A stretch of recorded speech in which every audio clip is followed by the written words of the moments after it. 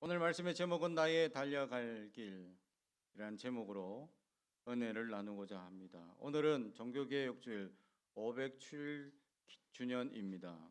1517년 10월 31일 마르틴 루터는 95개의 반박문을 게시하는 것을 기념하는 날입니다. 사실 루터가 종교개혁을 위하여 게시한 것은 아닙니다. 종교개혁을 해야 되겠다. 지금 교회가 지금 부패하고 썩었기 때문에 개혁을 하고 싶다라는 열망과 뜨거움으로 시작한 것은 아닙니다. 원래 이 비텐베르크 성당 입구에 이렇게 매번 교수들이 돌아가면서 자기의 담당이 될 때에 자기의 논문을 게시하는 게시판 역할을 하는 곳이었죠. 그래서 자기 순서가 되어서 이 자기 순서를 따라서 그 게시판에 자기의 논문을 게시한 내용이 바로 면죄부 또 지금 현재 교회에 잘못되고 있는 95가지의 이야기를 적게 된 것입니다. 네, 루터는 교수로서 그냥 자기가 평소에 생각하고 있던 문제점을 집어서 논리적이고 성경의 근거를 가지고 정확하게 그 문제를 집어내었죠. 그것이 그들에게는 많은 사람들에게 영향을 끼치고 많은 사람들에게 그것이 종교 개혁을 해야 되겠다, 우리가 개혁을 해야 되겠다라는 열망과 뜨거움을 가지는 계기가 되었죠. 사실 루트가 그래서 사람들이 종교 개혁을 합시다 했을 때 그가 그럽시다 라고 시작한 것은 아닙니다. 도망가고 피난했죠. 자기는 그냥 지금의 천주교가 변화되었으면 좋겠다라고 처음에는 가볍게 시작했으나 지금의 교회, 천주교회 그들은 변화되지 못할 것이다 라는 것을 알고 2년 만에 이제 종교개혁을 단행하기 시작하죠. 그러나 그가 처음부터 95가지의 문제점을 딱 집어내고 이것이 문제다라고 시작한 것은 아닙니다. 자기 혼자만의 생각으로 이 문제점을 집어내고 시작한 것이 아닙니다. 그는 그 앞서 그의 스승인 르페브르라는 교수를 통해서 이 지도를 받게 되고 그 지도가 먼저 지금 교회의 문제점이 좀 몇 가지가 있다라는 생각을 듣게 되죠. 그때부터 그는 고민하기 시작하고 또 많은 젊은 신부들이 그때 고민하고 지금 교회의 연약한 문제점들, 매점매석 또 관직을 주고받고 하는 이런 부분들에 대한 문제점, 가장 큰 문제 면죄부를 판매하는 일, 이런 것들에 대한 병폐들을 꼬집기 시작하고 서로 의논하기 시작하고 이야기하다가 점점 그것을 정립하고 세우게 되었다라는 것이죠. 그리고 이 르페브르 교수의 영향을 받았던 또 후대의 스승 팔렐이라는 사람이 그 영향을 받아서 칼뱅에게 또 영향을 주게 되고 그 칼뱅은 기독교 강요라는 것을 기록하면서 종교개혁을 완성하게 되는 것이죠. 칼뱅이나 루터가 어느 날 하루아침에 하나님의 계시를 받아 95가지의 문제점을 적어라 이래서 적어낸 것이 아닙니다. 스승이 있었고 누군가는 이야기하는 사람들이 있었고 누군가는 그 문제점을 바라보고 이게 우리가 지금 문제가 심각하다라는 관점을 가졌던 수많은 사람들이 있었죠. 지금으로 따져보면 그들은 선지자들입니다. 하나님의 메시지를 봤을 때 지금 우리의 삶의 문제와 지금 우리의 삶이 어떤 문제점을 가졌는지를 진단하고 바라볼 수 있는 사람을 우리는 선지자라고 얘기할 수 있죠. 사랑하는 성도 여러분, 종교개혁을 한 지 507주년이 지났지만 우리의 삶에 내가 지금 제대로 바로 살아가고 있는지를 바라보는 눈이 있느냐라는 것이죠. 우리는 그런 눈이 없다면 우리는 잘못된 방향으로 달려가고 있습니다. 우리는 시대가 급변하고 AI가 발전하면서 빠르고 정보 사회의 빠른 정보로 인하여서 우리는 급하고 빠르고 바쁘고, 그래서 우리는 변명을 합니다. 기도할 시간이 없습니다. 먹고 살기에도 너무 바쁩니다. 하며 우리의 신앙을 접고 우리는 어디로 달려가고 있습니까? 지금 이 시대에도 하나님께서 우리에게 뜨거운 마음을 주셔서 우리의 신앙이 지금 엉뚱한 곳으로 달려가고 있지 않냐라는 것을 진단하고 바라볼 수 있는 선지자의 눈을 주신 역사가 있다는 것이죠. 우리는 그 눈으로 이 땅을 바라보고 내 신앙을 진단하고 있습니까? 아니면 여전히 우리는 그 수천 년의 역사 가운데 그냥 식상하고 굳어져 버린, 예수님 당시에 그런 사람들을 우리는 예수님이 가장 싫어하셨던 바리새파 사람들이라고 얘기하죠. 형식주의적인 신앙, 굳어진 신앙, 연약한 신앙. 그런데 우리는 지금도 여전히 형식적이고 굳어지고 나약한 신앙으로 살아가고 있지는 아니합니까? 주님께서 지금 우리의 신앙에 문제가 있다라는 진단을 하시는 선지자적인 또는 선각자적인 시각을 가진 사람이 과연 있느냐라는 것입니다. 사랑하는 성도 여러분, 우리는 볼 수 있어야 합니다. 우리의 삶에 지금 건강한 신앙생활을 하고 있는지, 아니면 지금 병들고 쪼들어가고 있는 연약한 삶으로 살아가고 있는지 우리는 볼 수 있어야 합니다.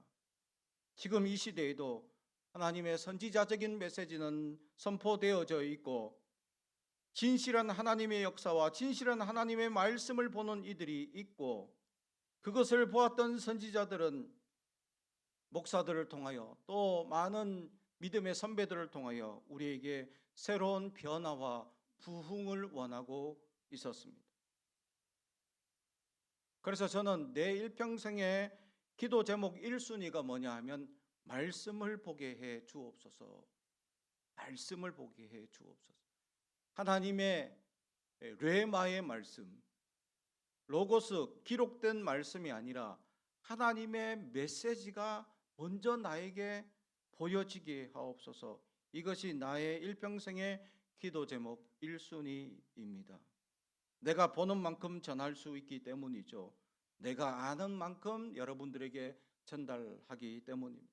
그래서 저는 두렵고 떨리는 마음으로 내가 제대로 보지 못하고 제대로 많은 것을 알지 못하면 여러분들에게 올바른 말씀을 증거하지 못하는 죄인이 될 수 있기 때문입니다.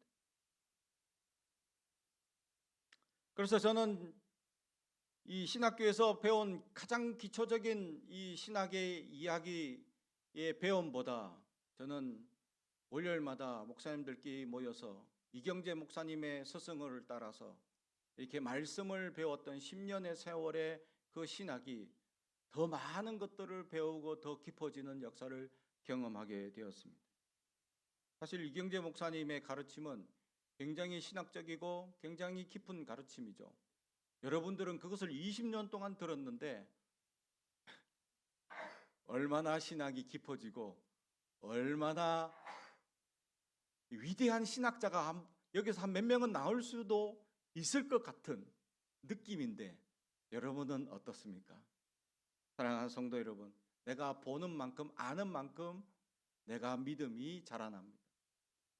그런데 훌륭한 사성으로 우리는 여러분들은 20년 동안 배웠습니다. 그런데 우리는 제대로 듣지도 못하고 깨달지 못하고 있지는 아니합니까? 우리는 지금 어디로 달려가고 있습니까? 우리의 신앙의 삶이 지금 하나님께서 건강하다, 바로 잘 살고 있다라는 진단을 받고 있는지, 아니면 잘못되고 지금 어그러지고 연약하게 살아가고 있다라고 가르침을 받고 있는지, 아니 그 가르침이 지금 보이고 있는지, 아니면 보이지도 않고 그냥 방황하고 연약함에 쓰러지고 좌절하고 있지는 아니합니까? 종교개혁의 목토는 오직 예수, 오직 말씀, 오직 믿음이었습니다. 근데 우리는 오직 우리 가족, 오직 물질, 오직 성공에 있지는 아니합니까? 우리는 조급하고 바쁘다는 핑계와 먹고 살기에 바쁘다는 핑계로 지금 엉뚱한 대로 달려가고 있는 우리의 삶에 다시금 개혁이 일어나야 할 줄로 믿습니다. 우리의 삶을 갈아엎어야 할 줄로 믿습니다. 내가 하나님의 말씀을 보는 선지자적인 시각을 다시금 회복해야 될 줄로 믿습니다. 하나님 말씀이 들려지는 귀가 열리고, 하나님 말씀이 깨달아지는 지성이 열리고, 하나님 말씀이 내 안에 믿어지는 마음이 열리는 놀라운 역사가 우리에게 날마다 있어야 할 줄로 믿습니다. 사랑하는 성도 여러분, 지금까지 우리가 굳어지고 잘못된 연약한 생각들 이제 벗어나야 할 줄로 믿습니다. 하나님께서 우리에게 말씀하시는 오직 예수, 오직 믿음, 그것을 향하여, 오직 말씀을 향하여 나아가는 우리의 신앙으로 다시 불타올라야 할 것입니다. 우리가 그렇게 기도하지 않으면, 우리가 그렇게 불타올라 회개하지 않고 우리가 개혁하지 않으면 다음 세대는 기약할 수 없습니다. 왜냐하면 지금의 은혜는 우리의 믿음의 선배를 통하여 누리고 있는 은혜이기 때문입니다. 우리는 이제 다음 세대 자녀들을 위하여 얼마나 눈물을 뿌리고 있습니까? 얼마나 그들을 위하여 눈물을 뿌리며 기도하고 있습니까? 우리는 그 하나님의 은혜를 바라보며 나아갈 수 있어야 합니다. 오늘 사도 바울은 자신의 죽음에 대한 마지막 유언과 같은 말씀으로 우리에게 던져주고 있습니다. 6절, 전제와 같이 내가 벌써 부어지고 나의 떠날 시각이 가까웠도다. 아멘. 전제, 이 구약 성경의 제사 예배를 드릴 때 제일 마지막 순서인 전제를 뿌림으로 말미암아 예배가 마치는 것이죠. 자기 인생이 이제 마지막 포도주 한 방울처럼 온 인생을 주님 앞에 불태우고 내 생명을, 내 피를 주님 앞에 전제로 드리는 느낌으로 마지막이 이제 가까이 왔다. 그런 시점에서 그는 이 유언을 세 가지 하는데 7절, 나는 선한 싸움을 싸웠다. 두 번째, 나는 달려갈 길을 마쳤다. 세 번째, 나는 믿음을 지켰다. 이 세 가지의 유언과 같은 고백을 하고 있습니다. 사랑하는 성도 여러분, 이 사도 바울의 마지막 고백과 같은 고백이 우리 가운데 인생 마지막에 있어야 할 줄로 믿습니다. 그래서 이 첫 번째 고백인 선한 싸움을 싸웠다라는 말, 칼론 아고나, 선한 싸움, 일반적인 그냥 전투나 일반적인 싸움이 아닙니다. 그냥 화가 나서 싸우는 것도 아닙니다. 선한 것에 대한 싸움을 의미하고 있습니다. 그렇습니다. 선한 싸움은 선한 것에 대하여서 절대 양보하지 못하는 신앙 양심을 의미합니다. 선한 것에 흔들리지 않는 바보 같은 순정을 의미합니다. 착한 일에 대해서는 고집스러운 모습을 의미하고 있다라는 것이죠. 착하고 선한 일이라면 우리가 먼저 나서야 한다라는 것을 오늘 보여주고 있는 것이죠. 사랑하는 성도 여러분, 선하고 착한 일에 우리는 나서야 하는데 혹시 내 물질의 손해 때문에, 내 시간의 손해 때문에, 내 마음의 손해 때문에 우리는 나서고 있지 아니합니까? 사랑하는 성도 여러분, 선한 싸움에 손해는 없습니다. 내가 섬기고 헌신한 것을 하나님이 받으시기 때문이죠. 만약에 그 사람이 그것을 받지 않고 거부한다면 우리 마음의 상처를 받을까 두려워할 수도 있습니다. 그러나 그 거부는 다시 나에게 복으로 돌아올 수 있기 때문입니다. 그래서 선한 싸움에는 손해가 없습니다.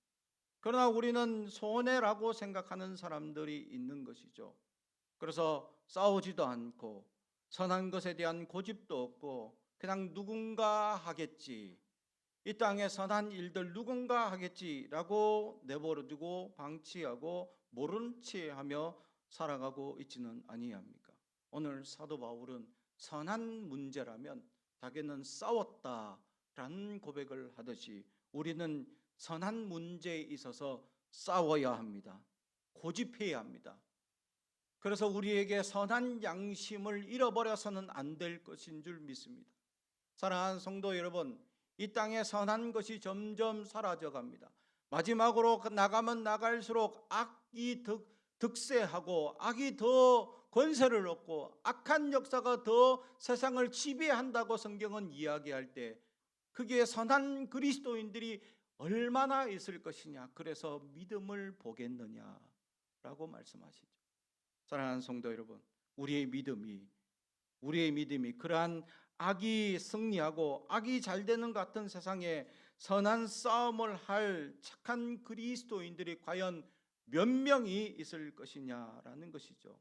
우리는 우리의 인생의 마지막까지 선한 싸움을 싸워 가야 할 것입니다.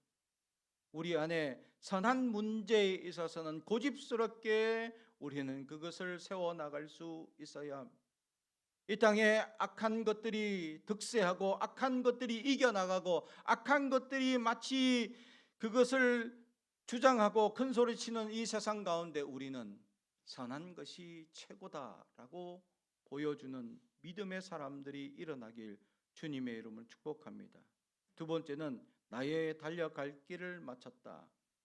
사도 바울은 자기의 달려갈 길을 마쳤다라고 합니다.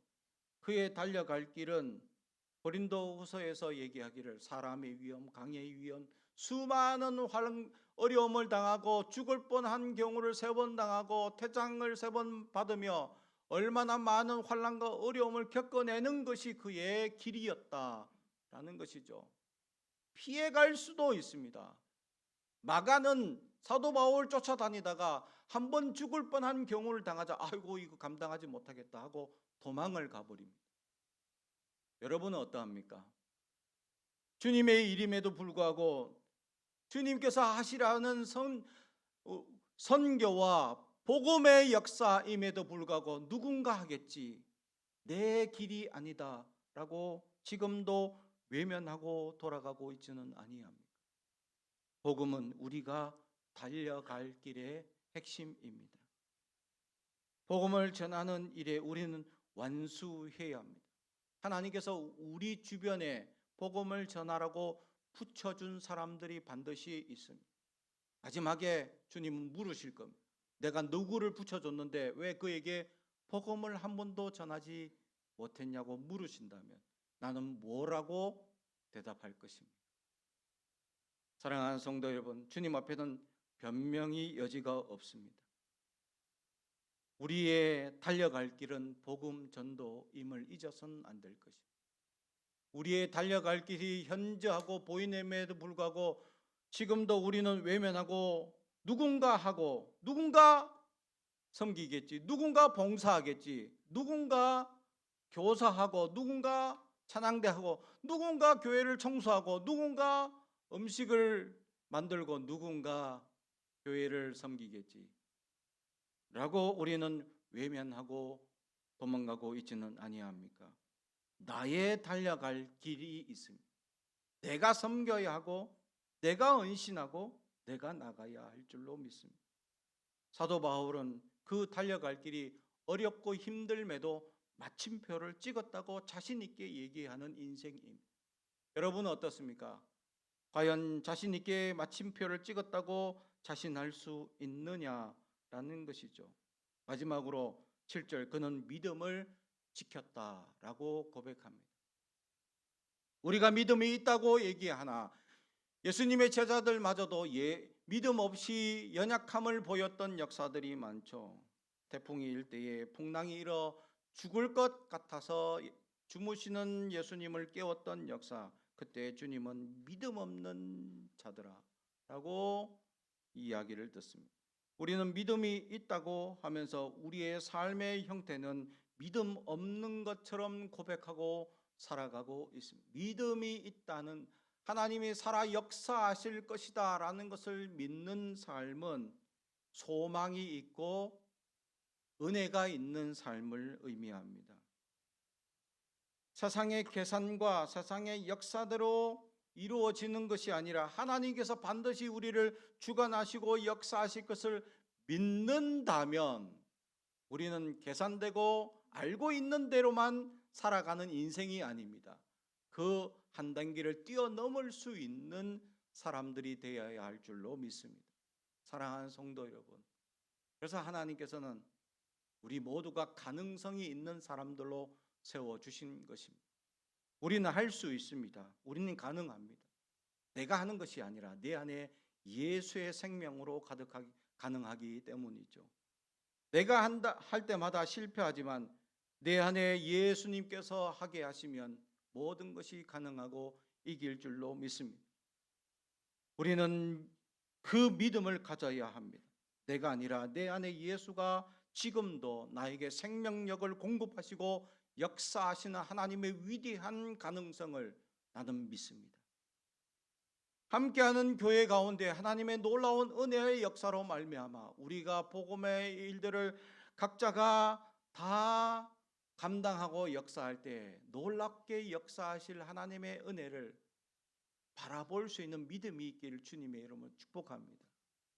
앞으로 10년 후에 얼마나 교회가 성장하고 부흥하고 변화되어 갈 것인지를 바라볼 수 있는 선각자적인 눈을 가지는 사람과 여전히 그렇게 흘러갈 것이다 라고 그냥 계산적인 대로만 머물러 있을 것을 바라보는 사람의 차이는 현저할 것입니다. 가능성을 바라보고 하나님의 위대한 역사를 소망하며 한 걸음 앞서 걸어갈 수 있는 우리가 되길, 그것은 바로 믿음을 지키는 사람들의 행보일 것입니다. 우리는 지금까지 믿음 없이 살아가고 있지는 않았습니까? 믿음이 있다면, 하나님의 역사가 있다면 우리는 어떻게 살 것인지를 알고 있습니다. 그런데 왜 그렇게 도전하지 않고 왜 그렇게 우리의 삶을 변화시키지 못합니까? 어쩌면 믿음이 있다고 하지만 믿음이 없기 때문입니다. 믿음이 있는 사람들은 믿는 대로 살아가는 겁니다. 말씀 선포되어지고 들려지는 대로 사는 겁니다. 그게 바로 믿음 있는 사람입니다.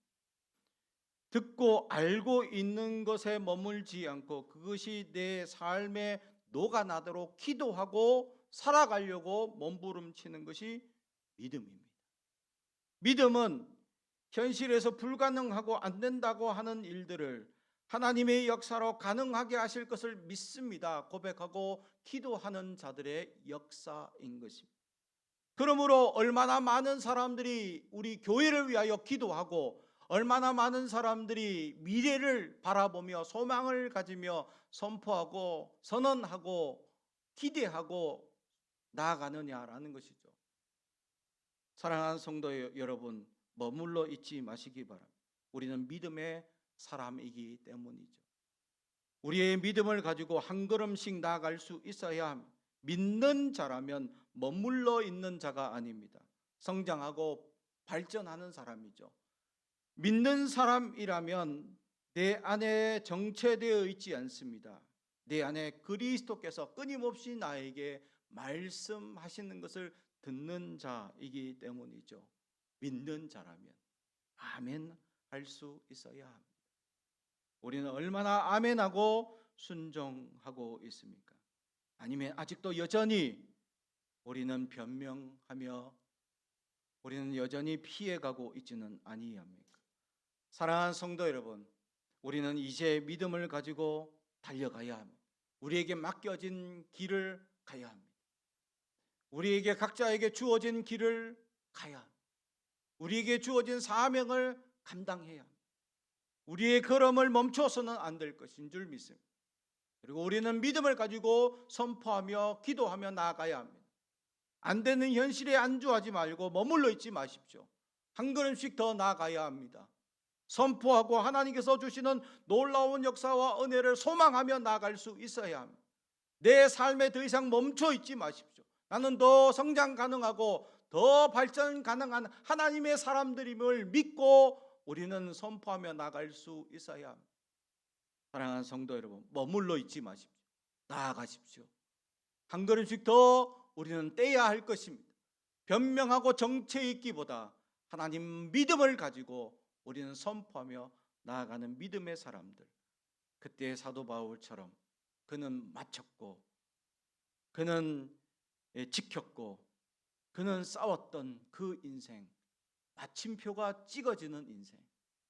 우리는 마침표로 귀결될 것이냐, 아니면 아쉬워서 전문 몇 개가 계속 찍히는 연약한 인생일 것이냐. 결정은 우리의 인생 마지막에 주어질 것입니다. 이제부터라도 우리는 종교 개혁을, 기념주의를 기념하며 내 삶에 개혁이 일어나고 변화가 일어나고 하나님의 메시지가 보여지는 선지자적인 눈을 가지며 하나님의 메시지가 들려지는 성각적인 깨달음을 가지고 우리 안에 믿음으로 선포하며 한 걸음씩 나아갈 수 있는 우리가 되길 주님의 이름으로 축복합니다. 기도하겠습니다. 사랑과 주님과 되가신 아버지 하나님,